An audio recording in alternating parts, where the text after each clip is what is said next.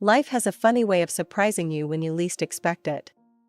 One minute you're walking across the stage to receive your college diploma, and the next you're stepping into the glossy elevator of a high-rise office building, ready to start your first real job. That was me, Ella, fresh out of law school and eager to prove myself as a lawyer's assistant at Grayson & Associates, one of the biggest trading companies in the city. I smoothed down my newly purchased blazer, trying to calm my nerves as the elevator climbed higher.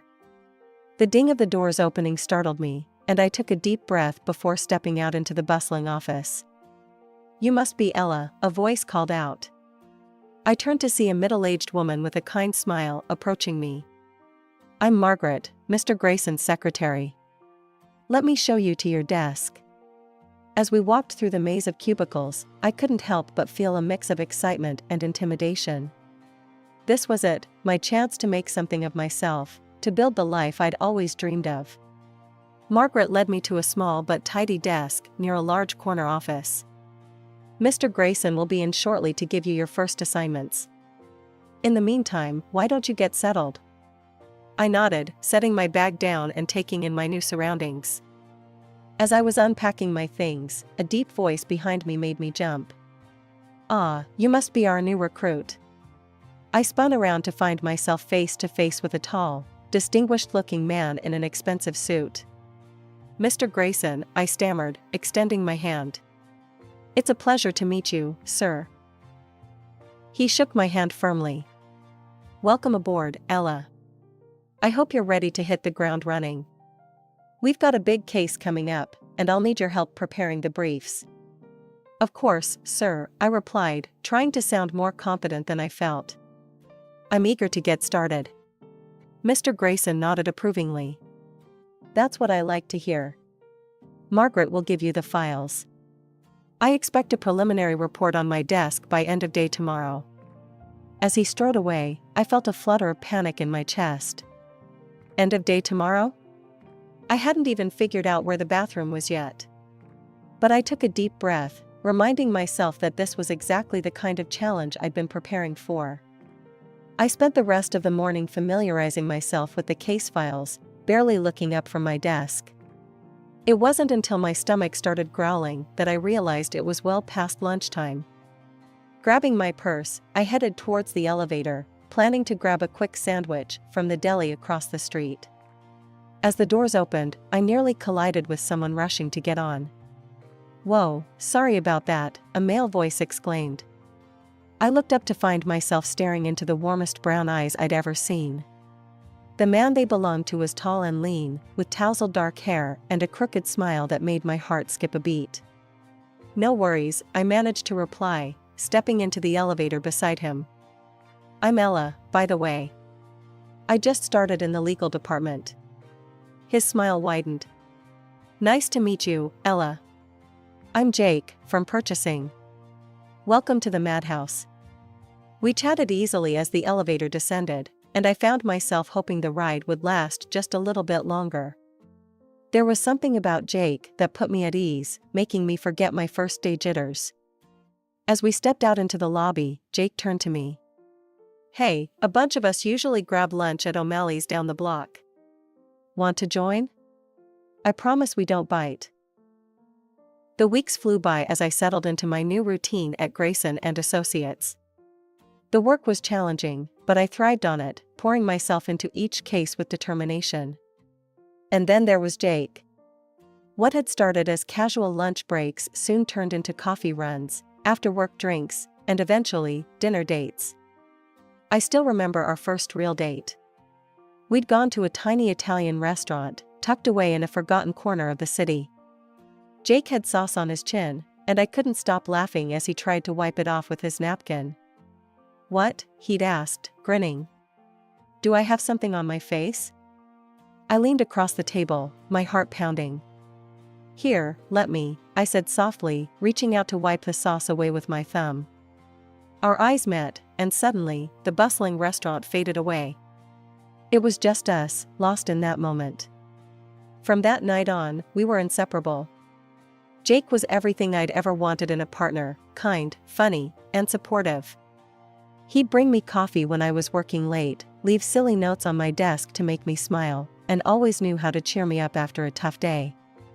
1 year after that first elevator encounter, Jake proposed.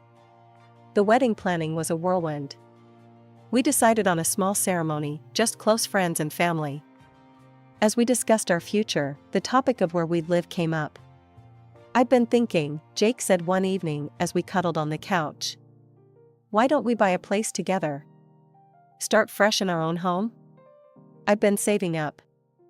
"And didn't you inherit some money from your grandfather?" He was right. My grandfather had left me a substantial sum when he passed away a few years ago. I'd been saving it, unsure of what to do with it. "You're right," I said, excitement building. "We could each contribute half." We spent the next few weeks house hunting, finally settling on a cozy apartment in an up-and-coming neighborhood. It needed some work, but we saw the potential. This would be our home, our fresh start. But I couldn't help but notice the tension whenever Jake's mother, Linda, came to visit. She was polite enough, but there was always an undercurrent of disapproval in her comments. "Oh, Ella," she'd say, eyeing our mismatched furniture. "I'm sure you'll be able to afford better pieces once you've worked a bit longer." Though I always thought Jake would end up with someone more established. I tried not to let her comments get to me, but they stung. Jake would always defend me, but I could see the conflict in his eyes. He loved his mother, and her disapproval clearly bothered him. A year into our marriage, life threw me another curveball. I'd been feeling off for weeks, nauseous, tired, moody. At first, I chalked it up to stress from work and adjusting to married life. But when the symptoms persisted, I finally dragged myself to the doctor. "Mrs. Thompson," the doctor said, looking up from her clipboard. "I have your test results. Congratulations, you're pregnant." The words hit me like a ton of bricks. Pregnant? Us? We'd barely discussed having kids, let alone actually trying for one. But my momentary joy was quickly overshadowed by the doctor's next words. "However, I'm concerned about some of your test results. There's a risk of pregnancy termination if we don't take proper precautions." My world spun. In the span of a few minutes, I'd gone from not knowing I was pregnant to fearing I might lose the baby I didn't even know I wanted. "What do I need to do?" I asked, my voice barely above a whisper. "Less stress, more rest and relaxation," the doctor advised. "I'd recommend switching to remote work if possible." I nodded numbly, my mind already racing. How would Tom react? Would my boss let me work from home? And most importantly, how could I keep this baby safe? That evening, I broke the news to Tom. His reaction was not what I expected. "Pregnant," he said, his face paling. "Ella, don't you think it's too soon?" We'd barely had time to enjoy being married. I felt a knot forming in my stomach, and it wasn't morning sickness. "Tom, I know it's unexpected, but..." "We should get rid of it," he cut me off, his voice cold. "We're not ready for a kid." His words felt like a slap in the face. Get rid of it? How could he even suggest such a thing? "No," I said firmly, surprising myself with my resolve. "I'm keeping this baby, Tom. With or without your support." The look he gave me was one I'd never seen before, a mixture of anger and disappointment that made my blood run cold. From that moment on, everything changed. Tom became distant, annoyed by my constant fatigue and morning sickness. He complained that I wasn't taking care of him anymore, that I was too focused on the baby. And his mother? Don't even get me started. When she found out, you'd think I'd told her I was carrying the Antichrist. "A baby?" she scoffed. "Ella, dear, you need to be taking care of my son, not bringing another mouth to feed into this world." I tried to ignore their negativity, focusing instead on keeping myself and my baby healthy. I talked to my boss, and he allowed me to work remotely. It was a small relief in the midst of all this chaos. My first day of remote work, I set up my laptop on the dining room table, feeling optimistic. But as I tried to focus on a brief, Jake's voice cut through my concentration. Ella, where's my blue shirt? I can't find it anywhere. I sighed, pushing back from the table. I'll look for it, honey. This became a pattern. Jake seemed to think that because I was home, I should be taking care of everything, cooking, cleaning, laundry. Never mind that I was still working full-time. I thought you'd have dinner ready by now, he'd say, frowning as he came home to find me still typing away at my computer. I'm sorry, I got caught up in work, I'd reply, guilt gnawing at me despite my frustration.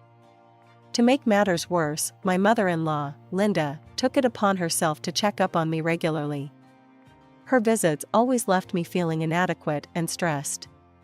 Ella, dear, she'd say, her voice dripping with fake concern as she ran a finger along a dusty shelf. You're home all day now. Don't you think you could keep things a bit tidier? I tried, I really did. But the smell of cleaning products made me nauseous, and cooking, well, let's just say the toilet and I became well acquainted during those attempts. One day, after a particularly scathing comment from Linda about the state of the apartment, I snapped. If you're so concerned, why don't you help instead of just criticizing? Linda's eyes widened in mock surprise.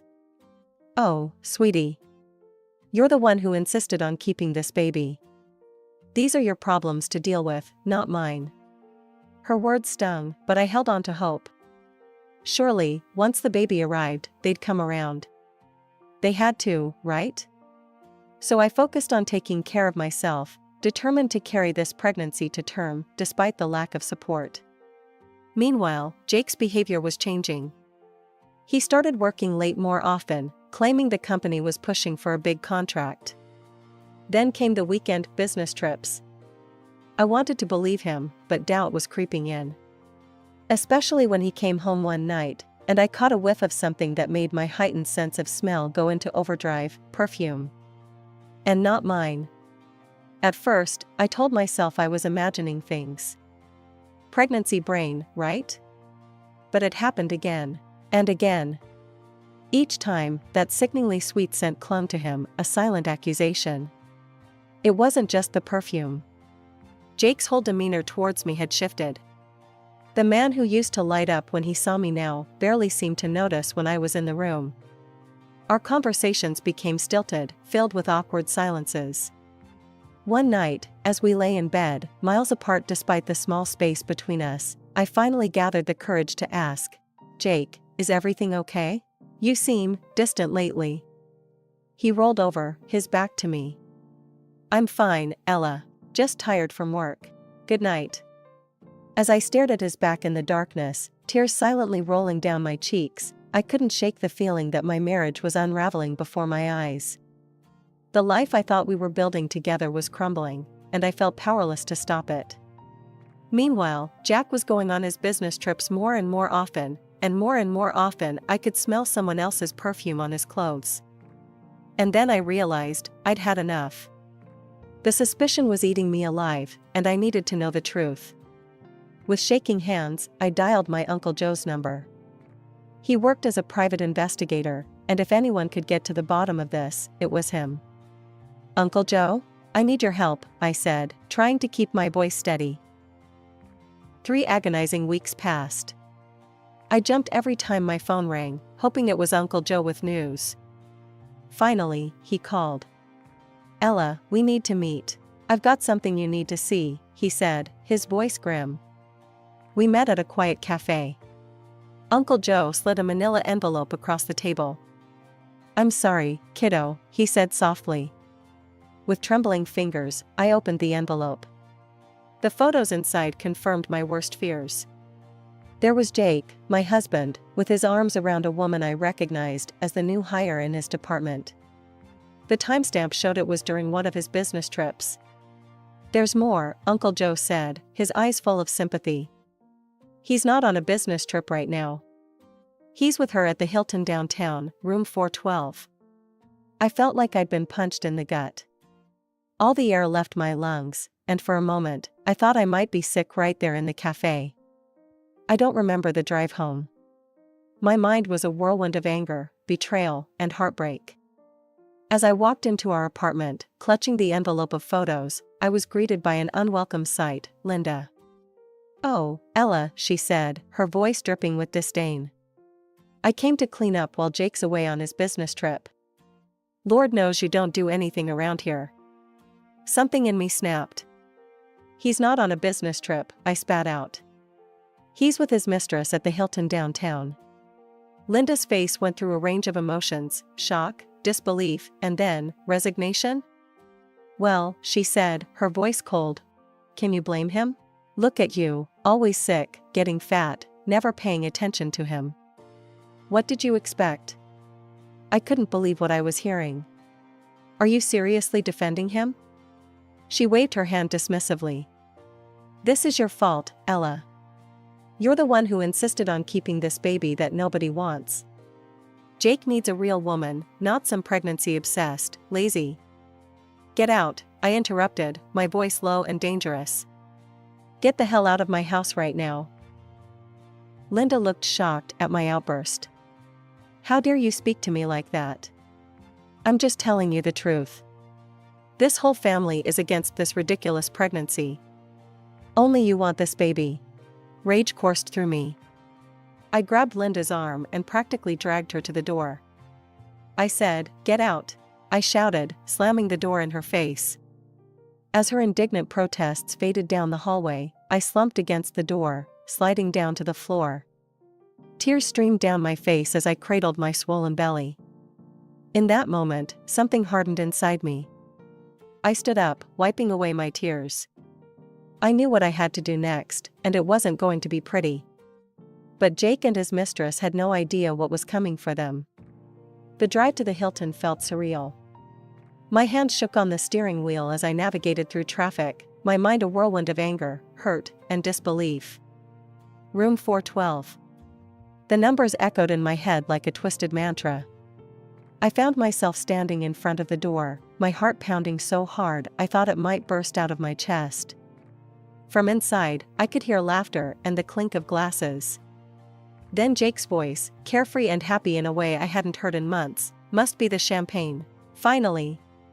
The door swung open, and there stood Jake, his smile faltering as he registered my presence. "Ella, what the hell are you doing here?" he stammered, trying to block my view of the room. I pushed past him, my eyes immediately landing on the woman scrambling to cover herself with a sheet. The new hire. Sarah, I think her name was. Seeing her in the flesh, all long legs and perfect hair, made me want to scream. "Jake, what's going on?" Sarah's voice was high-pitched, panicked. I expected Jake to stammer out excuses, to beg for forgiveness. Instead, his face hardened. "What's going on is that my frigid wife can't leave me alone for 5 minutes, he spat. Each word was like a knife to my heart. I looked at him, this stranger wearing my husband's face, and felt my world crumbling around me. Jake gestured towards Sarah, who was now standing wrapped in a sheet, a smug smile playing on her lips. "This is what a real woman looks like, Ella. Someone who takes care of herself. Someone who puts her man first." I couldn't believe what I was hearing. "Jake, I'm carrying your child," I whispered, my hand instinctively going to my swollen belly. Sarah laughed, a cruel, tinkling sound. "Oh honey, you should be thanking us. We're being so considerate, waiting until after the brat is born, before Jake leaves you." The room started to spin. A sharp, searing pain ripped through my abdomen, forcing me to double over. "Jake," I gasped, reaching out to him. "Something's wrong. The baby. Please, call an ambulance." I saw a flicker of concern cross Jake's face, quickly replaced by disgust. Before I knew what was happening, I felt hands grabbing me, dragging me towards the door. The last thing I saw was Jake and Sarah, fully dressed now, looking down at me with contempt as I lay crumpled in the hallway.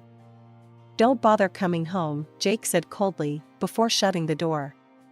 As darkness closed in around me, my last coherent thought was of my baby. "I'm sorry, little one," I thought. "I'm so sorry." Then, mercifully, everything went black. I came to with someone gently patting my face. A maid, her eyes wide with concern, was kneeling beside me. "Ma'am, can you hear me? I've called an ambulance." The next few hours were a blur of sirens, hospital corridors, and grim-faced doctors. Through it all, one thought kept repeating in my mind, "My baby, my baby, my baby." But it was too late. I'd lost the child I'd fought so hard to protect. Jake never came to the hospital. Neither did Linda. I lay there alone, my body empty, my heart shattered. As the days passed, grief gave way to anger. They had done this, Jake, Linda, that home-wrecking Sarah. They'd killed my baby with their cruelty and selfishness. And they would pay. The day I was discharged, I went home and packed up every last thing of Jake's. Then I drove to Linda's house and dumped it all in her front yard. Linda came rushing out, face red with anger. "What do you think you're doing, you ungrateful little prick?" "Returning your son's things," I said coldly. "Since he's made it clear he doesn't want to be my husband anymore." "Good," Linda spat. "It's about time he left you. You never deserved him. Just sign the divorce papers and get out of that apartment.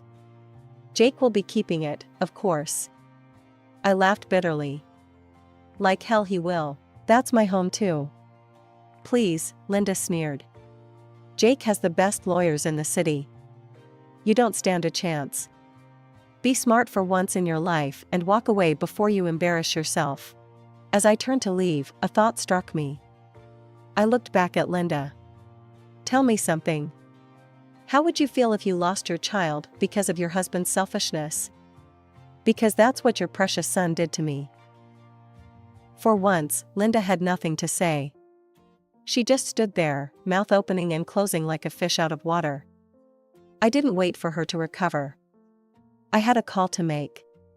"Alex, it's Ella. Remember how you always said you owed me one for helping you pass civil procedure? Well, I need a favor." The court case was brutal.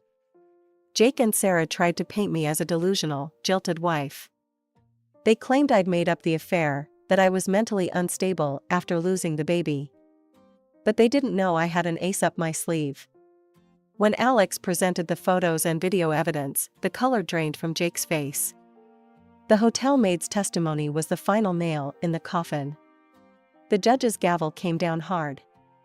In light of the evidence presented, the court rules in favor of the plaintiff. Mr. Thompson will pay financial compensation for emotional distress and medical expenses. All marital assets will be divided equally.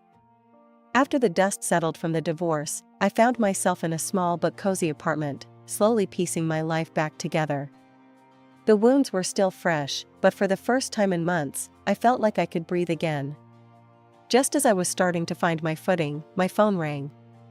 The name on the screen made my stomach lurch, Linda, my ex-mother-in-law. Against my better judgment, I answered. "Ella?" Linda's voice was small, nothing like her usual imperious tone. "Can we meet, please?" Every instinct told me to refuse, but curiosity got the better of me. We agreed to meet at a neutral coffee shop the next day. When I saw Linda, I barely recognized her. Gone was the perfectly coiffed, judgmental woman I knew. In her place sat a tired, defeated-looking shell of her former self. "Jake and that woman," she began, her voice cracking. "They're trying to sell my house. They want to kick me out on the street." Tears welled up in her eyes. "I was wrong about everything, Ella. About you, about Jake. That woman has poisoned him against me."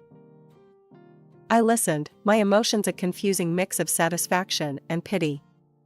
"There's more," Linda continued. "I overheard them talking about some scheme to cheat the company.